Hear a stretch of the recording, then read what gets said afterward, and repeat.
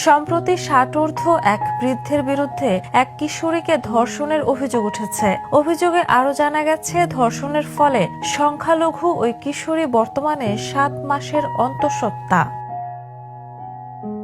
ভুক্তভোগী কিশোরী নবম শ্রেণীর ছাত্রী। তার বাবা মা দুজনেই চাকরিজীবী, যার কারণে ছোট বোনকে নিয়ে মেয়েটি প্রায় সময় একা থাকত।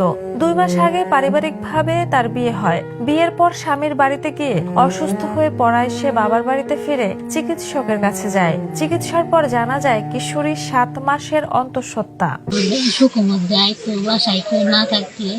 তখন হয়তো পানের ফুটা দিয়ে আবল তাবল কথা হয়তো আমি রেডি করতাম আমার মার কাছে তাকে বাড়ির সবাই মেরে আনলাম। যদি না করতাম পরে আমরা আমার খাপড় মাপড় দিত। আমি কয়ে দেবার চাই আমার মায়ের, কিন্তু কইবার যায় না।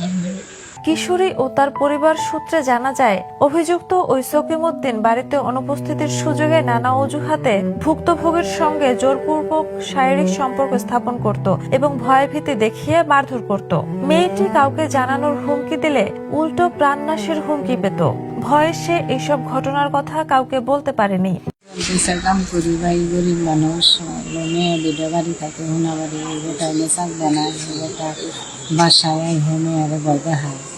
মেয়েরা আমার মেয়ের কাছে মেয়ে আমার কাছে ভয়ে পায় না। আমি ঠিক পাই, মেয়ে ডাক্তারের কাছে নিয়ে যাই। তারপরে ডাক্তারে ৬.৫ মাসের প্রেগনেন্ট।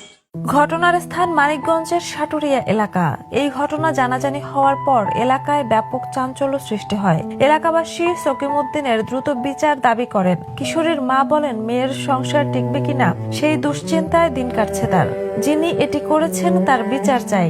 কিশোরীর বাবা আরো বলেন, সকিমউদ্দিন ভয় দেখিয়ে আমার মেয়েকে ধর্ষণ করেছে, তার কঠোর শাস্তি চাই। ২ মাস আগে মেয়ে বিয়ে দিয়েছি, তারপরে তারপরে আমরা খরচ করে হাসপাতাল নেওয়া, তারপরে এটা দেখলাম ৭ মাস প্রেগনেন্ট। তারপরে এটা আমরা জানলাম, এটা আমি সত্য কিছু। অভিযুক্তের নাম মোহাম্মদ সকিমউদ্দিন। তিনি মানিকগঞ্জের ধানকোড়া ইউনিয়নের গোলরা বিশ্বাসপাড়া গ্রামের মৃত আনসার উদ্দিনের ছেলে। ভুক্তভোগী কিশোরীর বাড়ির পাশেই সকিমউদ্দিনের একটি স্যানিটারি মালামাল উৎপাদন ও বিক্রয়ের দোকান রয়েছে। এই ঘটনায় সাটুরিয়া থানার ভারপ্রাপ্ত কর্মকর্তা নজরুল ইসলামের মোবাইলে একাধিকবার কল করা হলেও তিনি রিসিভ করেননি, ফলে তার বক্তব্য জানা যায়নি। থানার পরিদর্শক আসাদুজ্জামান বলেন, এ ধরনের